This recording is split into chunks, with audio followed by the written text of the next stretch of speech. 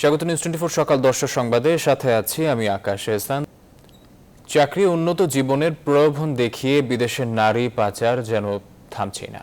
ভারতে পাচারের অভিযোগে রাজধানীর হাতিরঝিল থানায় আরো 2টি মামলা হয়েছে। পুলিশ জানিয়েছে পর্যন্ত হওয়া মামলাগুলোর বিবরণে পাচারকারী চক্রের অনলাইন তৎপরতার বিষয়টি উঠে এসেছে।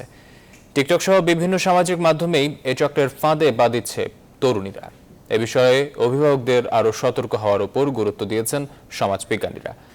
বিস্তারিত জানাচ্ছেন মুখ খন্দকার। টিকটকের মাধ্যমে ঢাকার বাসিন্দা এই দুই বান্ধবীর পরিচয় হয় হৃদয় ওরফে টিকটক হৃদয়ের সাথে। পরে হৃদয় তাদের ভারতে চাকরির প্রলোভন দেখায়। করোনার কারণে পরিবারে আর্থিক অনটন থাকায় দুজনই তাতে রাজিও হয়। চলতি বছরের মার্চ মাসে তারা সাতক্ষীরা সীমান্ত দিয়ে ভারতে পাচারের শিকার হন। তাদের একজনকে ভারতের বেঙ্গালুরুতে আটকে রেখে জোরপূর্বক অনৈতিক কাজ করানোর চেষ্টা করে ভদন শোরুম ও তার সঙ্গীরা। আমরা বলি যে আমরা দেশে চলে যাব, তখন আমাদের অনেক মারধর করে। আমাকে, আমার আপুকে আর আমার ভাগ্নিকে তো কেরালায় পাঠিয়ে দিচ্ছে। আমার বান্ধবীকে প্রচুর ধরনের মারধর করে আর কিছু পিকচার তোলে, কিন্তু খারাপ কিছু করে না, কিন্তু পিকচার তোলে, কিছু নোংরা পিকচার তোলে মানে ব্ল্যাকমেল করার জন্য। সম্প্রতি ভারতের বেঙ্গালুরুতে যে তরুণীকে নির্যাতনের ভিডিও ভাইরাল হয়েছে, ওই মেয়েটি এদের দুজনকে পালাতে সহায়তা করে। ভারতে পাচার হয়েছিল আরেক তরুণীও। চেন্নাই থেকে টিকিট কেটে আমরা কলকাতা হয়ে তারপরে যেভাবে ঠিক বর্ডার পার হয়ে গেছিলাম ওইভাবেই আর কি আবার দেশে ফিরি। কলকাতা এসে যখন টাকা শেষ হয় তখন আমরা বাসায় ফোন দিয়ে বলি। এই ভুক্তভোগীরা রাজধানীর হাতিরঝিল থানায় মামলা করেছেন। পুলিশ জানিয়েছে পাচারের অভিযোগে বাংলাদেশ ও ভারতের পুলিশ এখন পর্যন্ত 25 জনকে গ্রেফতার করেছে। অন্যান্য ভাবে তাদেরকে পাচার করার বিষয়টি যে পরবর্তীতে যুক্ত হয়েছে, এর পরবর্তীতে মামলা হয়েছে। আমরা এই জন্যই এই টিকটকের সঙ্গে সংশ্লিষ্ট যাতে ইয়াং জেনারেশন না হতে পারে, এই জন্য আমরা সর্বত্র নজরদারি অব্যাহত রেখেছি। এদিকে ভুক্তভোগীদের মামলার বিবরণে উঠে আসে এদের বেশিরভাগই অনলাইনে পাচারকারী চক্রের সাথে পরিচিত হয় এবং তাদের ফাঁদে পা দেয়। এই ব্যাপারে অভিভাবক সহ সবাইকে আরো সচেতন হওয়ার পরামর্শ সমাজবিজ্ঞানীদের। পরিবারকে আমাদের খুবই গুরুত্বপূর্ণ একটি প্রতিষ্ঠান, মৌল একক। এখানে পরিবার টিকিয়ে রাখতে হলে ভালোবাসা হচ্ছে মূল বিষয়। আমার এখানে কোঅপারেশন থাকতে হবে, নেগোসিয়েশন থাকতে হবে। মৌ খন্দকার, নিউজ 24, ঢাকা। দেশের উত্তর ও দক্ষিণ পশ্চিমাঞ্চলে লাগামহীন গতিতে বাড়ছে করোনার সংক্রমণ, সেই সাথে পাল্লা দিয়ে বাড়ছে মৃত্যু। এছাড়া রাজশাহী মেডিকেলে মারা গেছেন আরো 13 জন। এর আগে গতকাল 24 ঘন্টায় খুলনা বিভাগে রেকর্ড 32 জনের মৃত্যু হয়েছে। ভাইরাসের বিস্তার রোধে সীমান্তবর্তী এই অঞ্চলের বিভিন্ন স্থানে লকডাউন কিংবা কঠোর বিধি নিষেধ জারি করা হলেও সেগুলো কাজে আসছে না। এদিকে আজ মধ্যরাত থেকে কুষ্টিয়া জেলা 7 দিনের সর্বাত্মক লকডাউন ঘোষণা করেছে স্থানীয় প্রশাসন। আগামী 28 জুন পর্যন্ত বন্ধ থাকবে সব যানবাহন, শিল্প কারখানা ও ব্যবসা প্রতিষ্ঠান। অন্যদিকে আগামীকাল মঙ্গলবার থেকে এক সপ্তাহের লকডাউনের সময় খুলনা জেলা ও মহানগরের মধ্যে বাইরের কোনো বাস ও ট্রেন ঢুকতে পারবে না এবং বের হতেও পারবে না। এছাড়া সব ধরনের গণপরিবহন চলাচল ও হাটবাজার বন্ধ থাকবে। রোববার বিকেলে খুলনায় লকডাউনের জন্য জারি করা গণবিজ্ঞপ্তিতে এসব নিষেধাজ্ঞা উল্লেখ করা হয়েছে।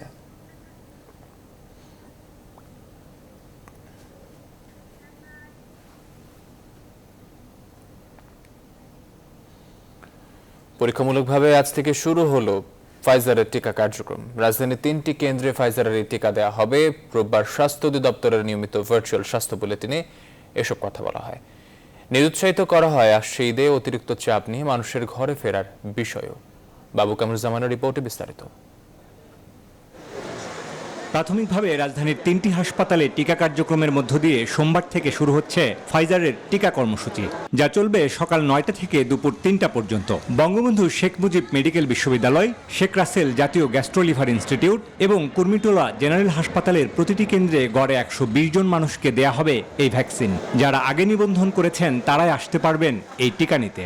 আগামীকাল থেকে ঢাকা শহরের 3টি স্বাস্থ্য প্রতিষ্ঠানে বঙ্গবন্ধু শেখ মুজিব মেডিকেল বিশ্ববিদ্যালয়, শেখ রাসেল গ্যাস্ট্রোলিভার ইনস্টিটিউট হাসপাতাল এবং কুর্মিটোলা জেনারেল হাসপাতালে ট্রায়াল রান বা ফার্স্ট রান যাই বলি না কেন, সেটি আগামীকাল হবে।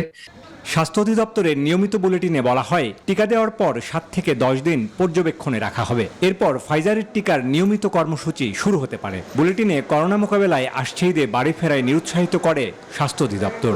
আমরা কিন্তু স্পষ্ট করেই প্রতিবার বলছি যে যার যার ঘরে থেকে নিজ নিজ বাসগৃহে থেকেই ঈদ উদযাপন করতে হবে এবং কোরবানির পশুর হাটের সংখ্যা কমিয়ে আনবার পরামর্শ, পশুর হাটে স্বাস্থ্যবিধি কিভাবে মেনে চলতে হবে সে বিষয়ে আমরা গত বছরও সুনির্দিষ্ট প্রস্তাবনা দিয়েছি, এই বছরও আমরা সেগুলো দিচ্ছি। ফাইজারের 1 লাখের কিছু বেশি টিকা বাংলাদেশ পেয়েছে টিকা সংগ্রহ ও বিতরণের বৈশ্বিক উদ্যোগ কোভ্যাক্স থেকে। চীনে পড়াশোনা করছেন এমন প্রায় 5000 শিক্ষার্থীও এই টিকা পাওয়ার ক্ষেত্রে বিশেষ অগ্রাধিকার পাবে বলে জানানো হয় স্বাস্থ্য বুলেটিনে। বাবু কামরুজ্জামান, নিউজ 24, ঢাকা। করোনাভাইরাস সংক্রমণের দ্বিতীয় ঢেউয়ের মধ্যে স্থানীয় সরকার পর্যায়ের জনপ্রতিনিধি নির্বাচন শুরু হয়েছে। একই সঙ্গে অনুষ্ঠিত হচ্ছে লক্ষ্মীপুর 2 আসনের উপনির্বাচনও। আজ প্রথম ধাপে 204 ইউনিয়ন পরিষদের পাশাপাশি 2 পৌরসভার ভোট অনুষ্ঠিত হচ্ছে। সকাল 8টা থেকে শুরু হয়েছে ভোট গ্রহণ, বিকেল 4টা পর্যন্ত একটানা ভোট চলবে। এর মধ্যে সংসদীয় আসনের উপনির্বাচন এবং 2টি পৌরসভা ও 20 ইউপিতে ইভিএমে ভোট হচ্ছে।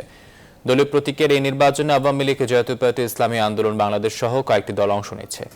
বিএনপি অংশ না নেয়ায় দলটির যারা প্রার্থী হয়েছেন তারা ভোটে লড়ছেন স্বতন্ত্র হিসেবে। অন্যদিকে কুয়েতে কারাদণ্ড পাওয়া কাজী শহীদ ইসলাম বাবুলের সংসদ সদস্য পদ শূন্য ঘোষণা করা হলে লক্ষ্মীপুর 2 আসনে উপনির্বাচন অনুষ্ঠিত হচ্ছে। এই আসনে আওয়ামী লীগের নুর উদ্দিন চৌধুরী নয়ন এবং জাতীয় পার্টির শেখ মোহাম্মদ ফাইজ উল্লাহ শিপন প্রতিদ্বন্দ্বিতা করছেন।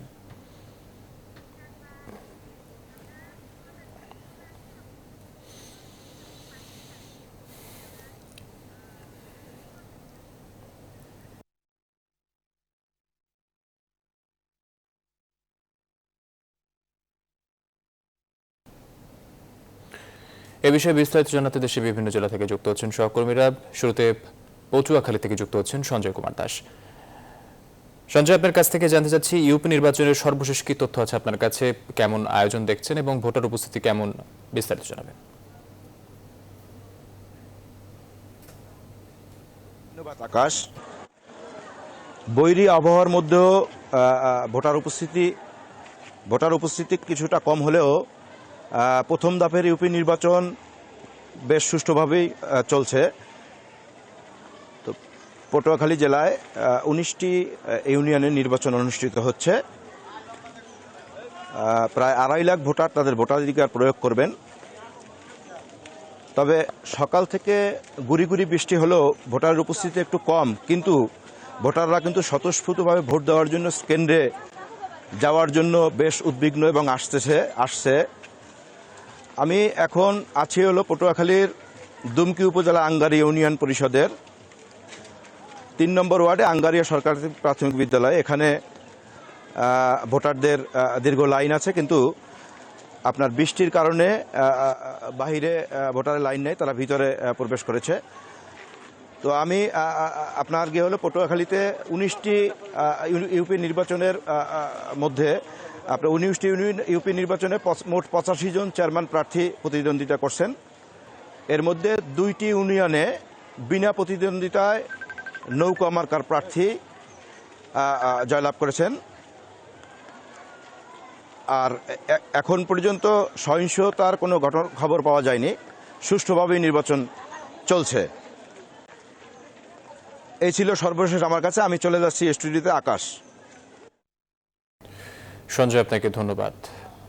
এবারে আমাদের সাথে পিরোজপুর থেকে যুক্ত হচ্ছেন সহকর্মী ইমন। আপনার কাছ থেকে জানতে চাচ্ছি পিরোজপুরের ইউপি নির্বাচনে ভোট গ্রহণ কয়টা থেকে শুরু হচ্ছে এবং সেখানের সর্বশেষ কি অবস্থা দেখছেন, বিস্তারিত জানাবেন। আকাশ, আপনাকে ধন্যবাদ। আমি এখন আছি পিরোজপুর জেলার নাজিরপুর উপজেলার সদরে। এখানে ভোট গ্রহণ চলছে। আপনার ভোটারদের মধ্যে আমরা দেখতে পাচ্ছি উৎসবমুখর পরিবেশে ভোটাররা আসছেন, ভোট দিচ্ছেন। বিভিন্ন গ্রাম থেকে ভ্যানে রিক্সায় করে তারা ভোট দিতে আসছেন। তবে এবার আমরা যেটি দেখেছি যে নতুন ভোটারদের মধ্যে এই গ্রাম পর্যায়ের ভোটের মধ্যে তাদের উৎসবটা একটু বেশি রয়েছে। তবে আপনাকে একটু জানিয়ে রাখি যে গতবার যখন ইউনিয়ন পরিষদ নির্বাচন হয় সেই নির্বাচনে কিন্তু আমাদের ব্যাপক পিরোজপুর জেলার মঠবাড়িয়ায় ব্যাপক সংঘর্ষ হয়েছে এবং 5 জনের মতো সেই সংঘর্ষে নিহত হয়েছে। তবে এই বছর আমরা দেখতে পেলাম যে প্রশাসনের পক্ষ থেকে নিরাপত্তা ব্যবস্থা জোরদার করা হয়েছে এবং পুলিশ সদস্য 2500 পুলিশ সদস্য এবং 19 প্লাটুন বিজিবি মোতায়েন রয়েছে এবং র্যাব মোতায়েন রয়েছে। আমরা এই বিষয়ে একটু বিস্তারিত জানতে আমরা আমার এক সহকর্মী তার সাথে কথা কথা বলবো। আসলে আপনি তো সেই নির্বাচনে ছিলেন, আসলে সেই নির্বাচন আর বর্তমান নির্বাচনের মধ্যে পার্থক্য কতটুকু দেখছেন, বা কোনো ধরনের অপ্রীতিকর ঘটনা ঘটার সম্ভাবনা আছে কিনা? যেহেতু আগের অভিজ্ঞতা রয়েছে প্রশাসন সেই অভিজ্ঞতা কাজে লাগিয়ে এবারের নির্বাচনটিকে সুষ্ঠু এবং নিরপেক্ষ করার চেষ্টা করেছে। বিচ্ছিন্ন কয়েকটি ঘটনা নির্বাচন আগে ঘটেছে, কিন্তু নির্বাচনের দিন আমরা এখন পর্যন্ত লক্ষ্য করেছি যে জেলার 32টি ইউনিয়ন পরিষদ নির্বাচন অনুষ্ঠিত হচ্ছে, 4টিতে ইভিএম হচ্ছে। এই পর্যন্ত আমরা মিডিয়া কর্মীরা ভাগ ভাগ হয়ে সব জায়গায় থাকার চেষ্টা করছি, কিন্তু কোথাও কোনো অপ্রীতিকর ঘটনার সূত্রপাত ঘটেনি। ধন্যবাদ আপনাকে। আসলে আকাশ, সকাল থেকে আমরা বেশ কিছু ভোট কেন্দ্রে ঘুরে দেখেছি যে প্রার্থী সমর্থকদের মধ্যে একটি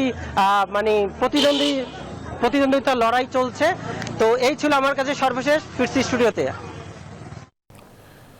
ধন্যবাদ আপনাকে। দর্শক, ইউপি নির্বাচনের সর্বশেষ তথ্য জানাচ্ছিলেন সহকর্মীরা। যাত্রী আছে কিন্তু ছাউনি নেই, আবার ছাউনি আছে কিন্তু যাত্রীদের বসার সুযোগ নেই, আবার যেখানে যাত্রী ছাউনি প্রয়োজন সেখানে নেই কোনো ছাউনি। এমন নানা অনিয়ম অব্যবস্থাপনায় রাজধানীর বেশিরভাগ যাত্রী ছাউনি। বিশেষজ্ঞরা বলছেন, এসব যাত্রী ছাউনিগুলোতে যাত্রী বান্ধব পরিবেশ বজায় রাখতে সিটি কর্পোরেশনের কোনো নজরদারি নেই, বরং যাত্রী সেবার পরিবর্তে এগুলোকে বাণিজ্যিক সেবার অনুমতি দিয়ে আসছে সিটি কর্পোরেশন। বিস্তারিত তালুকদার বিপ্লবের প্রতিবেদনে। হরেক রকমের পণ্যের ঝলকে চেনার উপায় নেই আসলে এটি কি যাত্রী ছাউনি নাকি দোকান। ঢাকার 2 সিটি কর্পোরেশন এলাকা ঘুরে দেখা যায় অনেক যাত্রী ছাউনির অবস্থা একই রকম। উত্তর সিটি এলাকার আধুনিক যাত্রী ছাউনি থাকলেও সেখানে বৃষ্টি থেকে বাঁচতে বসা তো দূরের কথা, দাঁড়ানোর কোনো সুযোগ নেই। গাড়ির জন্য অপেক্ষা করতে হয় ততক্ষণ পর্যন্ত বৃষ্টি থাকে, ততক্ষণ আমাদের ভিজতে হয়। কর্তৃপক্ষের অবহেলা ছাড়া আর কিছুই বলবো না। উপকারিতা আসতেছে না, এটা সবাই এখন আমরা কর্ম করে খাইতে পারতেছি।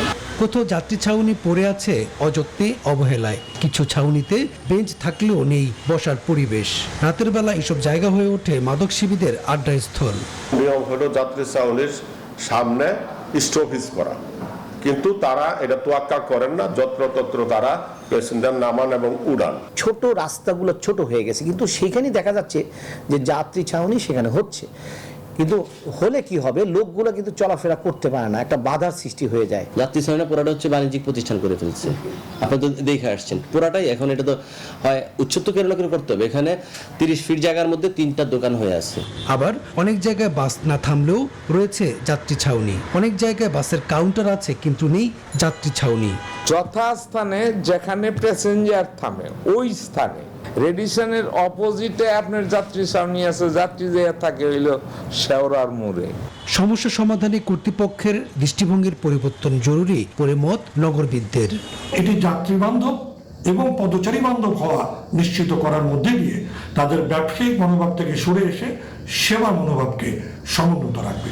এদিকে দখল হয়ে যাওয়া যাত্রী ছাউনি উদ্ধার ও পরিকল্পিতভাবে আধুনিক সুবিধা সম্পন্ন ছাউনি নির্মাণের কথা জানিয়েছেন সিটির কর্তা ব্যক্তিরা।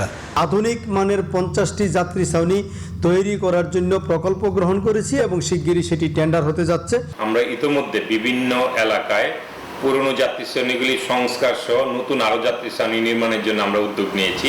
নগর বিশেষজ্ঞরা বলছেন, পরিকল্পিতভাবে যাত্রী ছাউনি নির্মাণ হলে একদিকে যেমন উপকৃত হবে নগরবাসী, তেমনি যাত্রী ছাউনি কেন্দ্রিক বাস স্টপেজ ব্যবস্থা গড়ে তোলা যাবে। তালুকদার বিপ্লব, নিউজ 24, ঢাকা। আমদানি নিষিদ্ধ দেশ ইরানের বিটুমিন আরব আমিরাতের নামে বাংলাদেশে আনলো 2 প্রভাবশালী বিটুমিন আমদানিকারক। উচ্চ আদালতের নির্দেশে মামলা হবার পরও সমঝোতার ভিত্তিতে তারা কৌশলে খালাস করেছে প্রায় 11,220 টন বিটুমিন। এ বিষয়ে বিটুমিন আমদানি সংক্রান্ত সরকারের সাম্প্রতিক প্রজ্ঞাপনও মানা হয়নি বলে অভিযোগ রয়েছে। এছাড়া বিটুমিনের মান নিয়েও প্রশ্ন উঠেছে। কর্তৃপক্ষ এ বিষয়ে সদুত্তর দিতে পারছে না। শিপিং এজেন্ট বলছে, মামলা নিষ্পত্তি না হওয়া পর্যন্ত বিটুমিন বিক্রি করতে পারবে না প্রতিষ্ঠানগুলো। বিস্তারিত ডেস্ক রিপোর্টে। গোয়ান ঝুয়ান জাহাজটি সংযুক্ত আরব আমিরাতের শারজার হামরিয়া বন্দর থেকে চট্টগ্রাম বন্দরের বহির্নোঙরে পৌঁছে 20 মে। হাইকোর্টের অ্যাডমিরালিটি বিভাগ অভিযোগ শুনে জাহাজটি গত 9 জুন আটক করার নির্দেশ দেন। এরপরই জাহাজটি আটক করে সরকারের নৌ বাণিজ্য দপ্তর।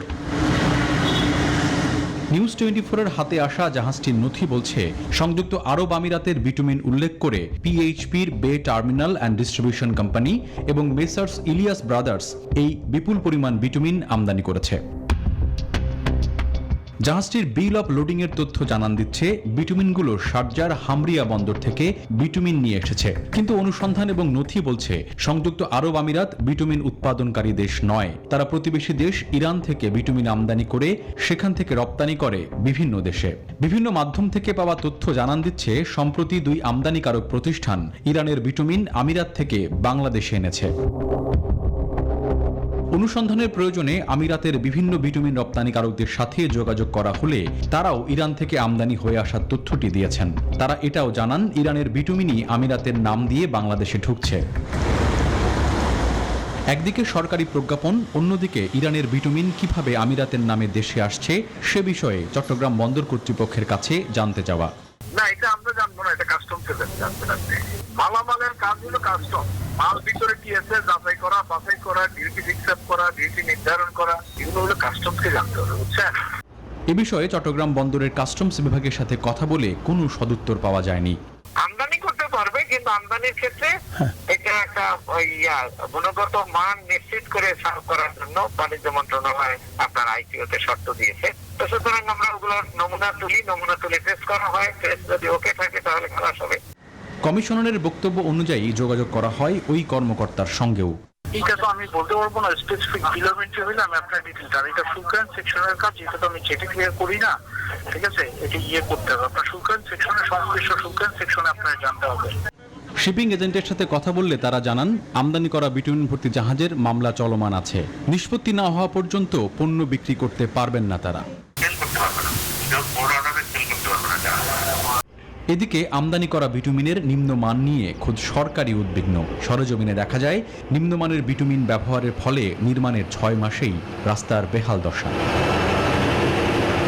Desk report, news 24। সংবাদের পর্যায়ে নিচ্ছে একটি বিরতির সঙ্গে থাকুন।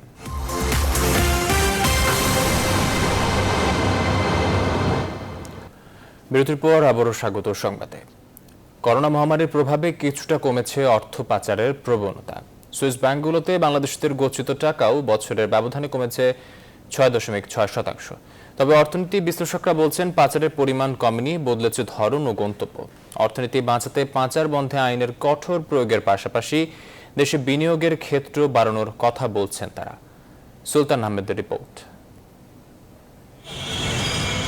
বাংলাদেশ থেকে বছরে কত টাকা পাচার হয় তার সঠিক হিসেব নেই কারো কাছেই। তবে যুক্তরাষ্ট্র ভিত্তিক গবেষণা প্রতিষ্ঠান গ্লোবাল ফিনান্সিয়াল ইন্টিগ্রিটি জিএফআই প্রতি বছর হিসেব তুলে ধরে। তাদের দেয়া পুরনো প্রতিবেদন বলছে বছরে গড়ে 65,000 কোটি টাকা পাচার হয় বাংলাদেশ থেকে, আর যার বেশিরভাগ হয় আমদানি রপ্তানিতে ভুয়া ঘোষণা দেখিয়ে। করোনা মহামারীতে গেল 2 বছর জিএফআই কোনো প্রতিবেদন না দিলেও সুইজারল্যান্ডের কেন্দ্রীয় ব্যাংক সম্প্রতি হিসেব তুলে ধরেছে ওই দেশে বাংলাদেশিদের গচ্ছিত অর্থ নিয়ে। তাতে দেখা যায় 2020 সাল শেষে সুইস ব্যাংকগুলোতে বাংলাদেশিদের টাকা রয়েছে 5,203 কোটি টাকা, যা তার আগের বছরের চেয়ে 6.6% কম। যদিও বিশ্লেষকরা বলছেন এই হিসেব দেখেই বোঝার উপায় নেই পাচার কমেছে। এখন তারা আইন করেছে, যদি কোনো সরকার চায় তাহলে কিন্তু তারা সুইস ব্যাংকের তথ্য পেতে পারে। ভারত রেগুলারলি তাদের কাছ থেকে ভারতীয় নাগরিকদের সম্পর্কে তথ্য নিচ্ছে, আমরা নিচ্ছি না, সেটা অন্য কথা। সেটা আমরা নিতে চাই না, সেজন্য হয়তো আমরা চাপ সৃষ্টি করছি না। তবে এসব অর্থ কাদের সেই সব কোনো তথ্য দেয়া হয় না সুইস ব্যাংকগুলো থেকে। এজন্য দুই দেশের মধ্যে কার্যকরী চুক্তির প্রয়োজন বলছেন আইনজীবীরা। এছাড়া পাচার বন্ধে যে আইন রয়েছে তার প্রয়োগে জোর দিচ্ছেন তারা। 2014 Bangladesh financial intelligence unit Switzerland financial intelligence ইউনিটকে সমঝোতা চুক্তি করার জন্য চিঠি লেখেন, এবং সেটা কিন্তু এখন পর্যন্ত সে প্রোগ্রেস আমরা দেখছি না। এখন যে সুইজারল্যান্ডের এই টাকার বাইরেও যে পাচার হচ্ছে সেটাও কিন্তু আমাদের দেখতে হবে। জাতীয় রাজস্ব বোর্ডের সাবেক চেয়ারম্যান ডক্টর আব্দুল মজিদ মনে করেন পাচারের গোড়ায় হাত দিতে হবে। টাকা ফেরত আনার প্রচেষ্টার চাইতে কিভাবে এই সমাজে এই অর্থনীতিতে বৈষম্য সৃষ্টির মাধ্যমে নানান উপায় ফন্দি ফিকিরের মাধ্যমে অবৈধ অর্থ উপার্জনের সুযোগ আছে এবং সেই অবৈধ অর্থ নিয়ে ঘোরাফেরা করা যায়, সেই পথ পন্থাগুলোকে বন্ধ করতে হবে। পাচার রোধে কেন্দ্রীয় ব্যাংক, জাতীয় রাজস্ব বোর্ড ও গোয়েন্দা সংস্থাগুলোকে তৎপরতা বাড়ানোর পরামর্শ দিচ্ছেন বিশেষজ্ঞরা। সুলতান আহমেদ, নিউজ 24, ঢাকা। ফাইজারের টিকা দেওয়া শুরু হয়েছে আজ। এ বিষয়ে বিস্তারিত জানাতে মুগদা হাসপাতাল থেকে যুক্ত হচ্ছেন সহকর্মী আরফিন শাকিল। শাকিল, টিকা দেওয়া শুরু হয়েছে কিনা এবং ফাইজার টিকার সংখ্যা কম, কারা পাচ্ছেন আসলে এই টিকা, বিস্তারিত কি তথ্য আছে আপনার কাছে আমাদের জানাবেন।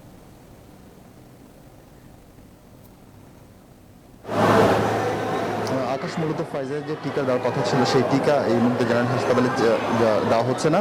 এখানে সিনোফার্মের টিকাটি লেমনে দেওয়া হচ্ছে। সকাল থেকেই বিরোধহীনভাবে সকাল 10টা থেকে মূলত বিরোধহীনভাবে এই টিকা দান শুরু হয়েছে। এবং আপনাকে যদি একটু ছবিতেও দেখাতে চাই যে অনেক মানুষ, অনেক স্টুডেন্ট যা মূলত এই মুগদা জেনারেল মেডিকেল হাসপাতালে যারা শিক্ষার্থী তাদেরকেই মূলত এখন টিকা দিচ্ছেন এবং তারা টিকা দিয়ে বেরিয়ে এসছেন। এবং আমরা একটু এক্সপিরিয়েন্স, একটা অভিজ্ঞতা একটু জানতে চাই, একটু আপনার সাথে কথা বলতে চাই যে টিকা দিয়েছেন, কোনো সমস্যা ফিল করছেন কিনা কিংবা অভিজ্ঞতাটা কেমন? টিকা দেওয়ার অভিজ্ঞতা বলতে এটা সরকারকে প্রথমেই ধন্যবাদ জানাই যে সরকার একটা সুন্দর ডিসিশন নিয়েছে মেডিকেল শিক্ষার্থীদের টিকা দেওয়ার মাধ্যমে বাংলাদেশের চিকিৎসা ক্ষেত্রে তাদের অবদানগুলো আরও এগিয়ে যাবে। আর টিকাটা নর্মালি ছিল, কোনো রকমের ব্যথা বা কোনো রকম, এখন যেহেতু আপাতত দিচ্ছি এখন কোনো রিয়াকশন পাচ্ছি না। আপনাদের এখান থেকে 2 দিন ধরে তো টিকা দেওয়া হচ্ছে, আপনাদের যারা বন্ধুরা বা অন্য সহপাঠীরা দিয়েছেন সেখান থেকে কোনো ধরনের নেগেটিভ ভাইব পেয়েছেন কিনা? না, কোনো ধরনের নেগেটিভ নেই। এমনি টিকা দিলে একটা যে সামান্য রিয়াকশন অথবা জয়েন্ট পেইন বা একটু সামান্য রিয়াকশন, সেটাই হয়েছে, এছাড়া অন্য কোনো সমস্যা নেই। ধন্যবাদ। বলছিলেন আকাশ, মূলত এর আগে যারা টিকা দিয়েছিলেন সেই একই রকম অভিজ্ঞতা বলছেন যে কোনো ধরনের সমস্যায় তারা মুখোমুখি হচ্ছেন না এবং ঠিক সুষ্ঠুভাবেই আসলে এই টিকাদান কর্মসূচি চলছে এবং বিকাল দুপুর 2টা পর্যন্ত এই টিকাদান কর্মসূচি চলবে। আকাশ। শাকিল, আপনাকে ধন্যবাদ। দর্শক, টিকাদানের কর্মসূচি আবার শুরু হয়েছে, সে ব্যাপারে বিস্তারিত জানাচ্ছিলেন সহকর্মী আরফিন শাকিল মুগদা হাসপাতাল থেকে। এবার ফার্স্ট সিকিউরিটি ইসলামী ব্যাংক অর্থ বাণিজ্য সংবাদ। চলতি বছরে ইউরোপীয় অঞ্চলে যুক্তরাজ্যের খাদ্য পানীয় রফতানি প্রায় অর্ধেকে নেমে এসেছে। গেল বছর একই সময়ের তুলনায় চলতি বছরের প্রথম প্রান্তিকে রফতানির পরিমাণে এর হ্রাসের হার দেখা গিয়েছে বলে জানায় যুক্তরাজ্যের ফুড অ্যান্ড ড্রিঙ্ক ফেডারেশন। এফডিএফ এর তথ্যে দেখা যায় গেল বছরের তুলনায় চলতি বছরের প্রথম প্রান্তিকে খাদ্য পানীয় রফতানি 47% কমেছে।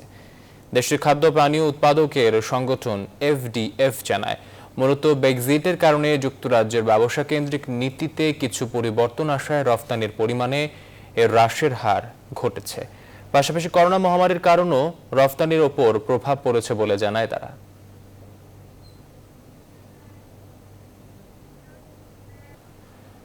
নিম্নচাপের প্রভাবে যুক্তরাষ্ট্রের আলাবামা অঙ্গরাজ্যে বইছে ঘূর্ণিঝড় গার্লক। এতে সড়কে নিয়ন্ত্রণ হারিয়ে দুর্ঘটনা কবলিত হয়েছে বেশ কিছু গাড়ি।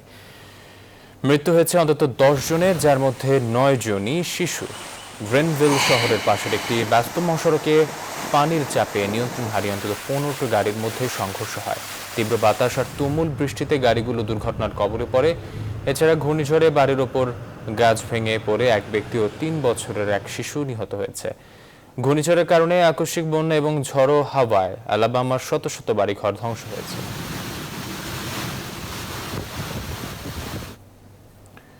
মেক্সিকোর মার্কিন সীমান্ত শহর রেনোসার বিভিন্ন অংশে বন্দুকধারীর গুলিতে অন্তত 18 জনের মৃত্যু হয়েছে।